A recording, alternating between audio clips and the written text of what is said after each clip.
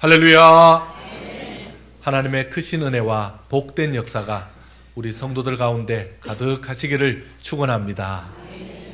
저는 지난 한 주간 동안 3박 5일로 말레이시아에 있는 코타키나발루에 다녀왔습니다. 코타키나발루가 뭔가 했더니 어떤 사람 발음이 안 되면 코딱지나 발러 이렇게 된답니다. 근데 그게 뭐냐 그렇게 물어봤더니 키나발루 산이 있더라고요.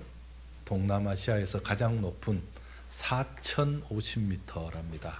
거의 우리 백두산의 2배가 됩니다. 그런 가장 높은 산, 그 키나발루 산이 있는 시, 코타가 시랍니다. 그래서 키나발루 시에 다녀온 겁니다. 차를 타고 가면서 키나발루 산을 봤습니다.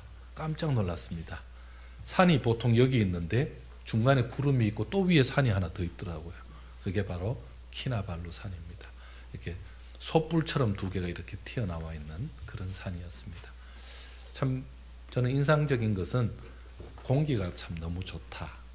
그리고 기온이 너무 좋다. 참 어떻게 이런 기온이 있을까?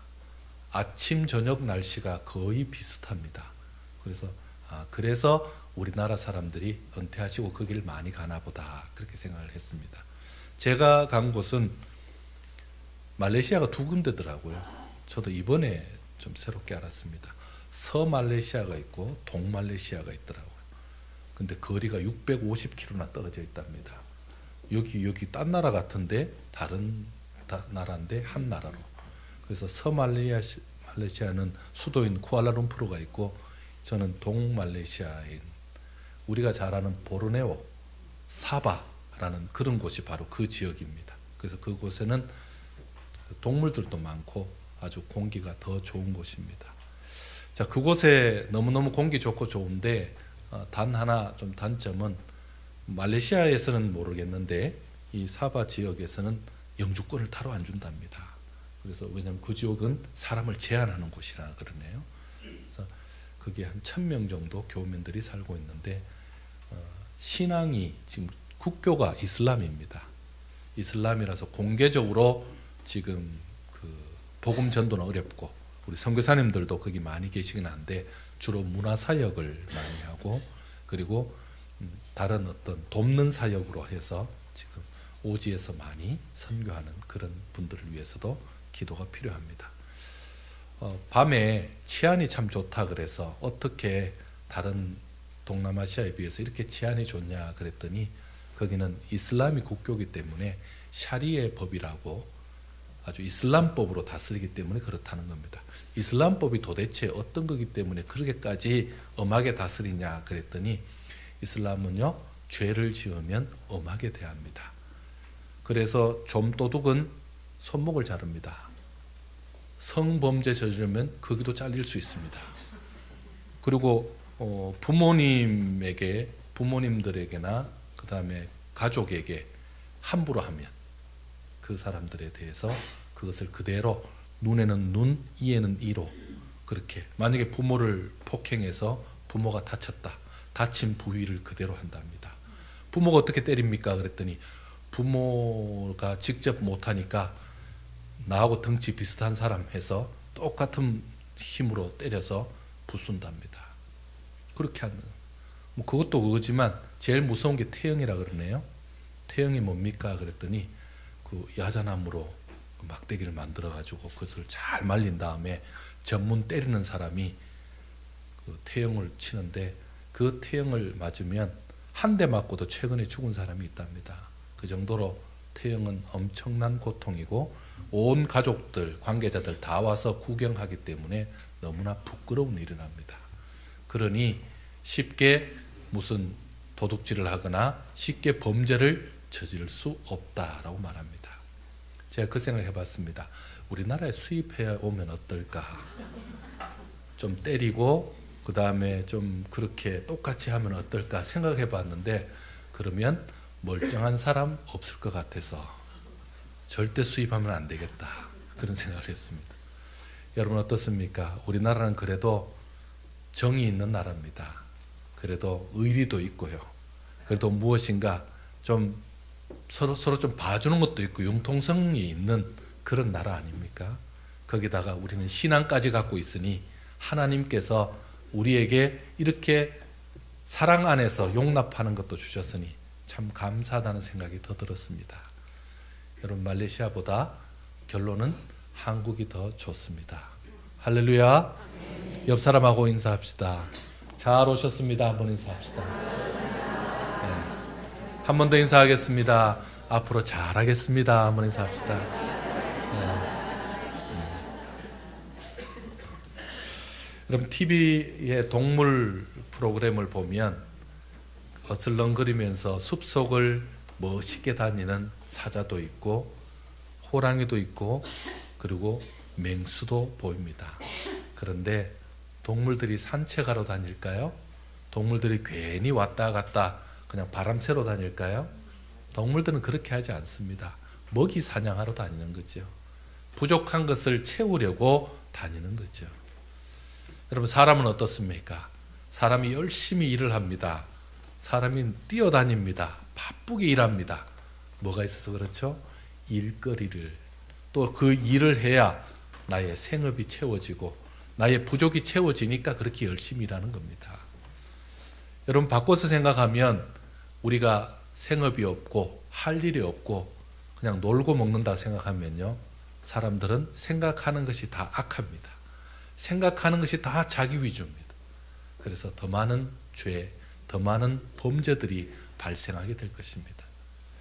자, 이런 부족을 우리가 채우려고 하는 사람들이 제일 좋아하는 게 뭡니까?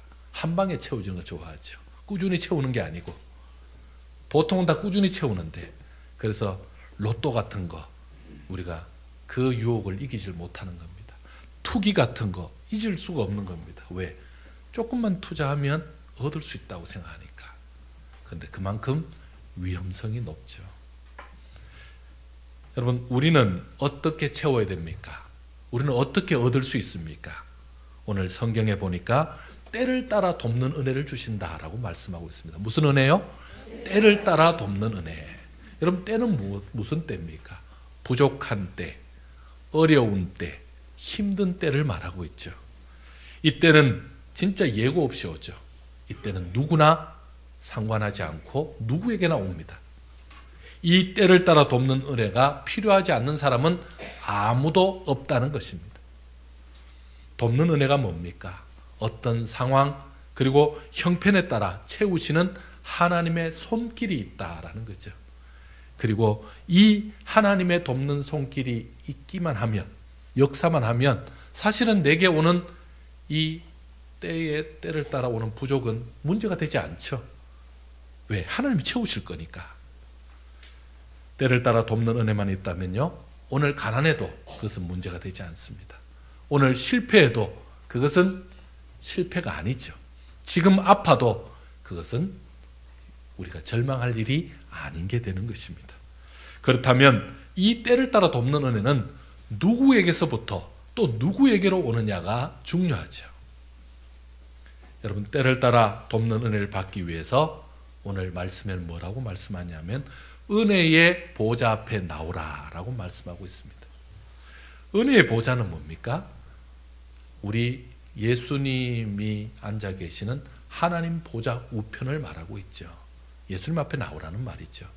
그런데 하나님 보좌 우편은 어디에 있습니까? 하나님 옆에 있으니까 당연히 하나님 나라 하늘에 있겠죠.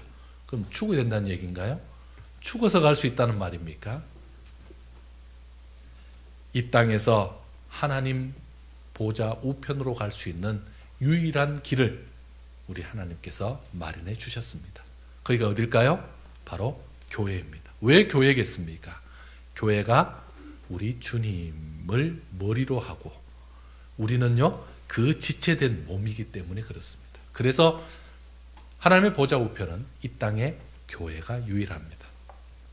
하나님께서는요, 우리 예수님을 통해 주님의 몸된 교회를 낳아와서 은혜를 받고자 하는 사람, 그리고 그 채움이 필요한 사람을 채워주기 위해 각곳에 교회를 세워주셨습니다. 세계 곳곳에 교회를 세워주셨고 오늘 우리 가운데도 이곳에 교회를 세우셔서 이곳에서 신앙생활을 할 수 있도록 하나님이 은혜를 베풀어 주신 것입니다.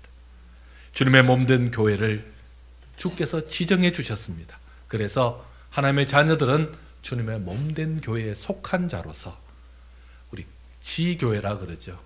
지교회, 가지지자입니다. 그 지교회에 속한 자들로서 이 교회에서 믿음 생활하며 때를 따라 돕는 은혜를 받게 해주신 것입니다. 그러므로 주의 교회는 어떻게 해야 됩니까? 때를 따라 나와야 합니다. 어떤 때요? 내가 부족함을 느낄 때, 내가 필요를 느낄 때, 그리고 내가 지금 은혜가 필요한 그때에 예배 시간 이외에도 하나님의 은혜가 필요하다면, 하나님의 도우심이 필요하다면, 하나님의 역사가 필요하다면 주의 교회에 나오게 되는 것입니다. 그렇다면 교회는 부족할 때마다 나오는 곳이 바로 교회가 되는 것입니다. 하나님은 이처럼 부족할 때마다 나오는 자에게 그때마다 뭐 하신다고요? 때를 따라 돕는 은혜를 주신다고 약속하고 있습니다. 돕는 은혜는 뭐죠? 바로 하나님이 채워주시는 각 사람을 향한 방법입니다. 각 사람을 향한 방법은 다릅니다. 여러분, 하나님은 우리를 도우실 때 저 사람을 하나님이 도우셨네요. 저 사람을 저렇게 도우셨네요. 저도 똑같이 해주세요. 잘 안 됩니다. 하나님은 그렇게 하지 않습니다. 사람마다 다릅니다. 사람마다 다르게 하십니다. 우리가 식당 가서 외국 가면 먹을 게 자신 없으면 어떻게 이렇게 둘러보고 저 똑같이 해주세요. 이렇게 주문하죠. 여러분, 그거 하나님은 그렇게 잘 안 들으십니다. 그 사람에게 필요한 대로 역사하십니다. 그 사람에게 꼭 맞는 그 역사를 보여주시는 겁니다. 하나님께서는요, 각 사람의 채워주는 방법이 다양하다는 것, 그리고는요, 주문에 따라서 시기도, 역사하고 응답하는 시기도 다르다는 것을 꼭 기억해야 됩니다. 그래서 분명한 것은 하나님이 나를 채워주시는 방법과 나를 채워주시는 시기가 분명히 있다라고 기억하셔야 합니다. 은혜의 보좌는 그렇다면 공급의 장소입니다. 하나님의 채우심은 교회를 통로로 해서 이루어지십니다. 이것이 바로 하나님의 방법입니다. 여러분, 교회가 바로 이런 은혜의 통로가 되기 때문에 교회는 귀한 곳입니다. 그래서 교회는 가장 의미 있는 곳입니다. 교회 건물이 어떻든지, 교회 상황이 어떻든지, 크기가 어떻든지 그와 상관없이 하나님은 이런 은혜를 주시는 것입니다. 단 주의할 것은요, 이 교회를 벗어난다면, 하나님의 교회를 벗어나서는, 하나님의 그 사랑 안에 벗어난다면 하나님의 돕는 은혜가 멈추고 있을 수 있다는 것입니다.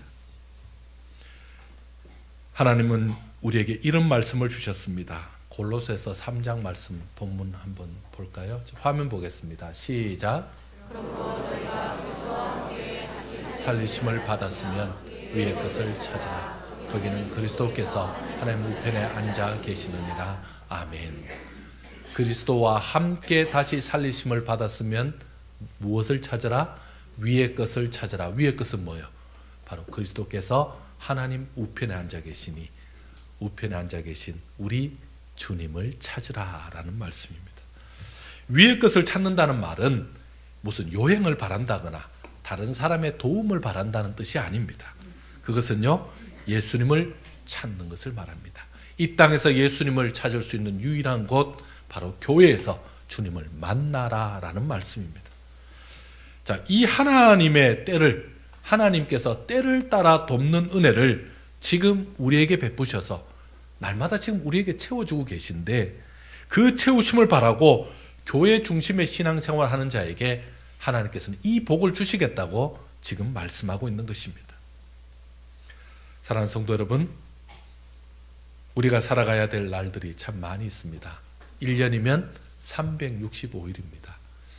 여러분, 365일 하루하루 밥 안 먹고 지낼 수 있습니까? 우리는 은혜를 받아야 됩니다. 은혜 없이는 살 수가 없습니다. 지금 우리의 현실에 그런데 은혜가 부족하게 느껴지는 텅 비어있는 공간들이 참 많이 있습니다. 이 문을 열어봐도 부족하고, 저기를 봐도 부족하고, 저걸 봐도 채워야 될 게 너무 많습니다. 그래서 여기 채우라, 저기 채우랴. 이곳저곳 뛰어다니면서 다 채운다고 열심히 하고 있지만 마치 밑 빠진 독처럼 점점 그 비어가는 곳간처럼, 비어있는 창고처럼 자꾸만 빈 곳만 더 보일 때가 많이 있습니다. 참 그때 허탈하죠. 이제는 이렇게 힘들고 어렵고 참 답답한 것, 우리 하나님 앞에 무슨 대책을 세워야 되지 않겠습니까? 무슨 대책이 있을까요? 살다 보면 채워지는 수가 있잖아요. 살다 보면 채워지겠지. 어쩌지 살다 보면 좀 이게 달라지겠지. 시간이 지나고 세월이 지나면 세월이 약이겠지. 그런 생각을 할 때가 있습니다. 누군가 내게 도움을 주겠지. 뭐 좋은 일이 있겠지 뭐. 그렇게 하면서 우리가 시간을 지날 때가 있습니다. 그런데 여러분 기억하십시오. 이건 믿음이 아닙니다. 이건 믿음이 아닙니다. 물론 주 안에서 주님이 역사하시니까 내가 기다릴 수 있고 주님이 도와주시니까 다른 방법이 있다고 생각할 수 있지만 여러분 막연히 이렇게 시간이 지나는 것은 그거는 믿음이라고 말할 수 없습니다. 때를 따라 돕는 장소로 나아가야만 하나님의 도우심이 있습니다. 여러분 믿습니까? 때를 따라 돕는 그곳에 가면 내 삶을 채워주시려고 누가 기다리고 계십니까? 예수님이 기다리고 계시다는 겁니다. 우리가 알고 있는 한 가지 사실은요, 예수님은 어떤 부족도 어떤 비어있는 것도 다 채울 수 있는 전능하신 분이라는 겁니다. 그분이 지금 기다리고 있습니다. 여러분 이 예수님을 믿습니까? 한나는 오늘과 같이 예배당이 없던 시절 하나님의 법궤를 모신 그 하나님의 전에 가서 그가 기도를 했습니다. 어떤 기도를 했습니까? 주의 여종의 고통을 돌아보시고 나를 기억하여 아들을 주시면 하나님께 바치겠습니다. 그렇게 기도했습니다. 그랬더니요, 하나님께서 그 기도를 기쁘게 받으시고 시대를 이끌어가고 이스라엘을 살리신 그 사무엘을 허락해 주셨습니다. 응답해 주셨다는 겁니다. 예수님은 공생의 사역 기간 동안 참 바쁘셨습니다. 낮에는 전도하고 병자를 고치고 그리고는요 사역하시고 밤에는요 기도하셨던 분이십니다. 새벽과 밤으로 기도하셨던 분입니다. 그리고 그 기도하실 때마다 하나님이 응답해 주셨죠. 오병이어의 역사를 보이실 때도 하늘 우러러 기도하셨고 응답 받으셨습니다. 그런데 여기서 좀 우리가 생각해 볼 것이 있습니다. 예수님이 왜 기도하셨을까요? 예수님은 하나님이시잖아요. 예수님이 뭘 그렇게 기도하십니까? 우리 하나님 앞에 그렇게 일일이 꼬박꼬박 기도 안 해도 이미 능력을 다 가지고 계시고 이미 힘을 다 가지고 계신데 왜 그렇게 기도하셨을까요? 그것도 틈만 나면 기도하셨을까요?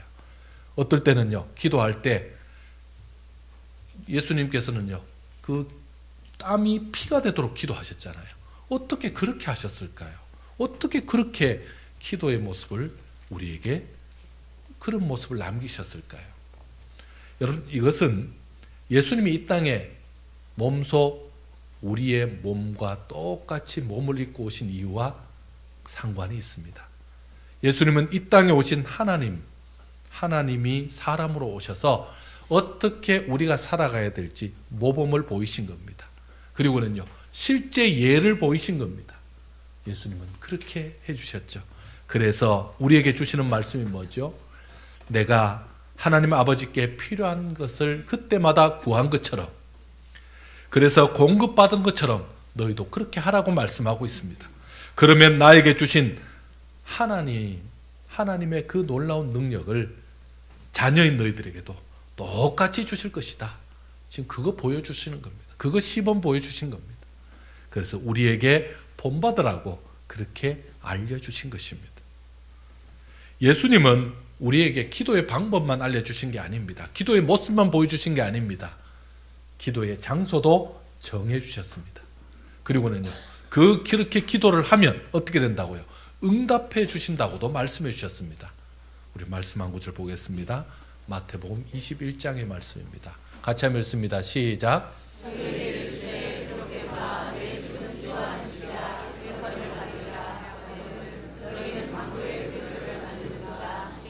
아멘.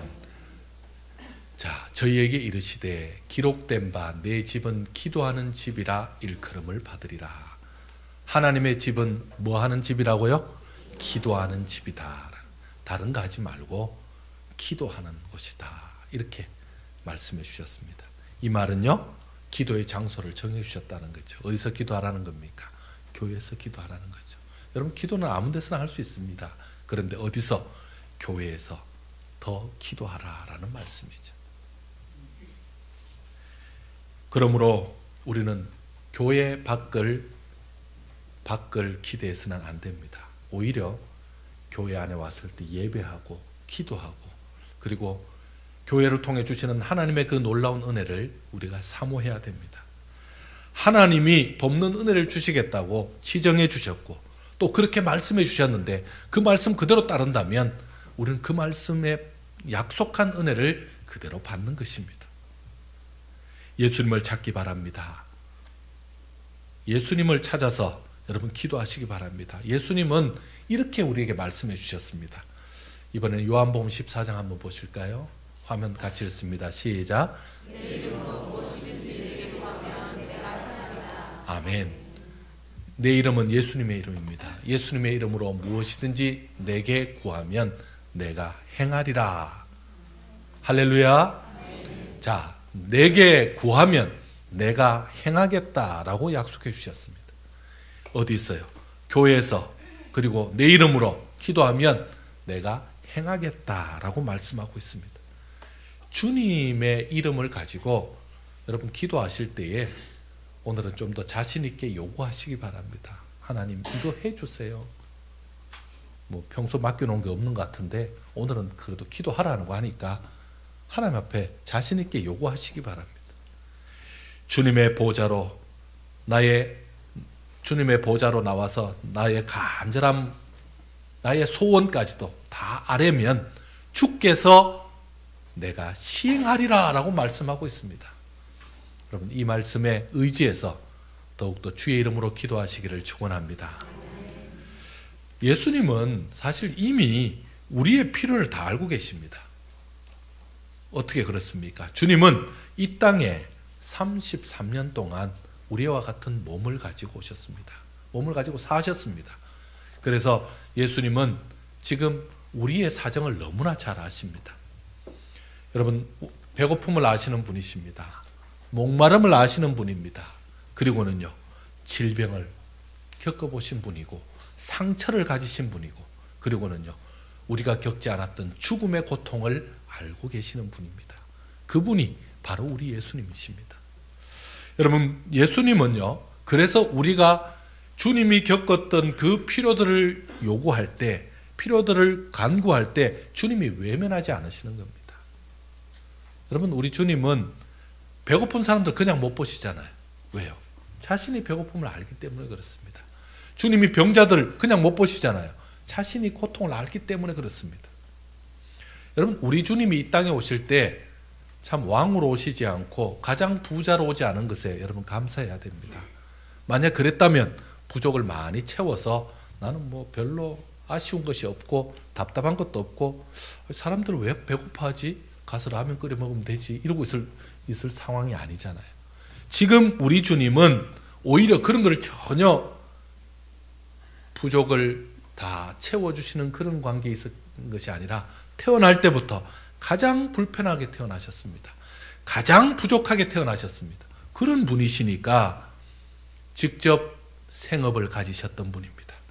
홀로 된 어머니를 모시고 어린 동생들을 부양하는 가장의 책임, 그 무게까지 느끼셨던 분입니다. 그러니 우리 주님 앞에 우리의 아픔을 얘기할 때 주님은 그냥 넘어가지 않으십니다. 여러분, 부족함을 느낄 때마다 주님께서 이 오병이어 기적도 일으키시고 안전병을 일으키시고 병자를 살리셨던 그분이 집에 부족한 거, 빵이 부족합니까? 알았어요. 빵 주세요 해서 빵 가득하게 만들고, 살림이 없네, 살림 하나 만들고, 냉장고 필요하면 냉장고 하나 만들고, 이렇게 하셨던 분이 아닙니다. 부족을 그대로 느끼셨던 분이죠. 여러분, 우리 주님이 할 수 없어서가 아니라 하지 않으셨습니다. 그리고는요, 그거를 다 몸소 체험했던 분입니다. 그래서 우리의 서러움과 우리의 고통과 없는 괴로움까지도 다 아시는 분이십니다. 주님은 이미 인생의 경험으로 우리의 부족을 다 알고 계시기 때문에 우리가 부족을 토로할 때, 우리가 필요를 토로할 때 공감해 주시고 응답해 주시는 분이십니다. 주님은 지금도 이 시간에 그래서 그 필요를 아시는 주님께서, 그 부족을 아시는 주님께서 지금도 우리 교회에서 애타는 마음으로 기다리고 있습니다. 뭘 기다릴까요? 그 돕기 위해서, 돕고 싶은 마음을 가지고 돕는 은혜를 준비해서 우리의 입술로 토로하도록, 우리의 입술로 요구하도록, 우리의 입술로 내놓기를 지금 기다리고 계시는 것입니다. 오늘 그 은혜를 놓치지 마시기 바랍니다. 하나님 주시는 그 은혜로 감격하는 그런 축복이 있기를 축원합니다. 여러분, 예배는, 우리가 드리는 예배는 의무로 드리는 사람들이 있습니다.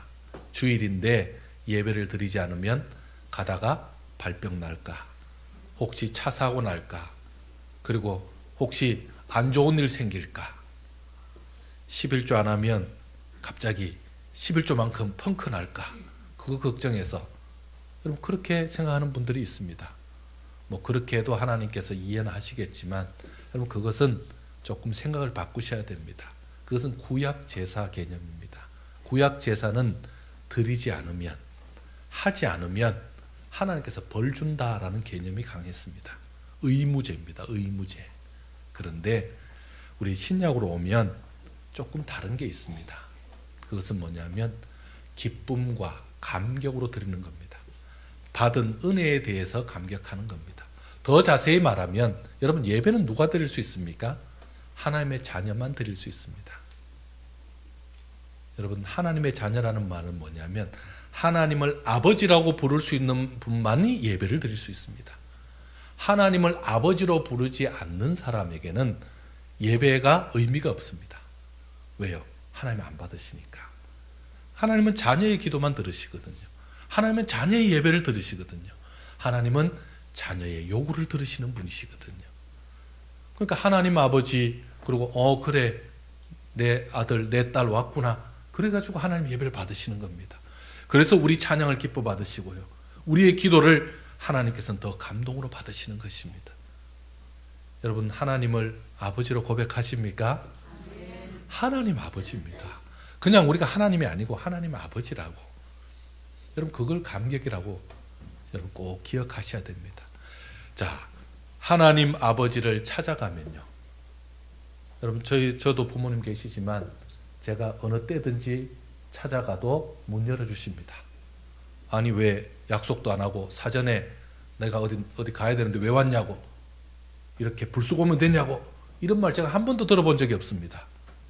왜요? 언제 와도 반가워하십니다.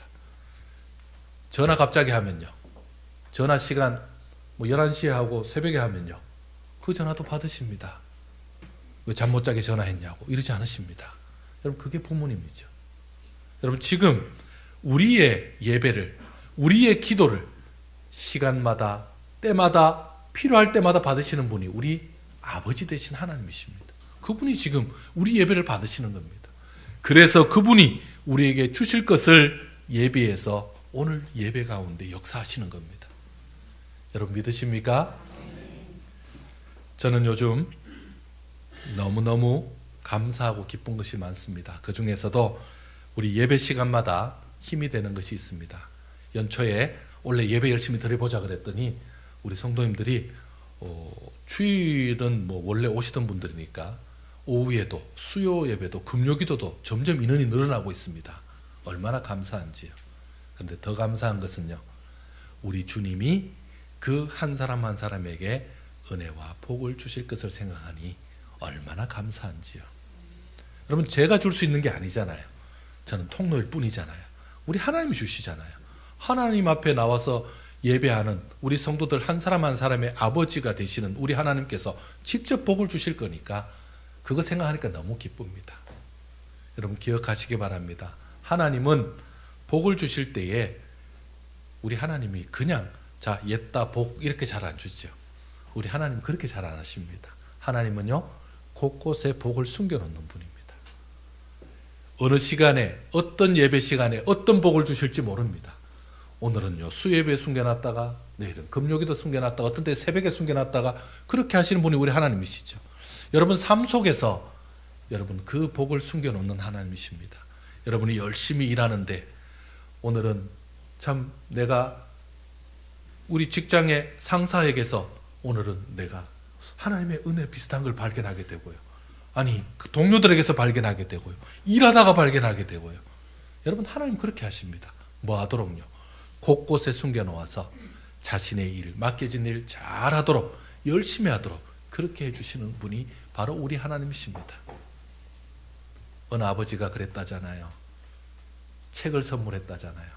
공부 하나도 안 하는 아들에게 던져놨더니 나중에 책 정리하다가 뭐 버리려고 이렇게 보니까 안에서 뭐가 툭 떨어지더랍니다. 필요한 달러가, 엄청난 달러가 그 안에 이 수표로 기록되어 있더랍니다. 여러분 그게 바로 아버지가 하는 방법 중에 하나입니다. 우리가 열심히 안 할까 봐 하나님은 곳곳에 숨겨놓습니다. 곳곳에 잘 감춰두십니다. 여러분 장롱 밑에 있는 동전 발견하려면 어떻게 해야 되는지 아시죠? 이사해야 됩니다. 드러내야 됩니다. 그러면 밑에서 뭐가 나오잖아요. 여러분 침대 밑에 있는 거는요, 침대에 드러내 봐야 합니다. 그게 바로 하나님이 하시는 방법입니다. 하나님은 지금도 우리의 삶 속에 그렇게 숨겨놓았습니다. 사람에게 우리 일하는 우리의 모습 속에 그걸 숨겨놓아서 그때마다 하나님이 역사하시는 거죠. 기억하시기 바랍니다. 하나님은 어디에 그 복을 숨기셨을지, 언제 어떻게 드러나게 하셨을지, 하나님이 어떻게 우리를 깜짝 놀라게 할지 하나님의 그 복을 기대하면서 예배를 드리시기 바랍니다. 하나님은 우리의 필요를 예배를 통해서 오늘도 공급해 주십니다. 우리의 간구의 기도를 다 들으셨다가 응답을 이미 다 우리 가운데 해놓았는데 우리가 못 찾고 있을 수도 있습니다. 오늘 찾는 날 되시길 바랍니다. 예배를 통해 주시는 그 은혜가 우리의 삶 속에, 그리고 내게 주신 그 기쁨이 나와 교제하는 많은 사람들 가운데 오늘 이곳에서 일어나는 큰 은혜가 있기를 축원합니다. 함께 기도하겠습니다.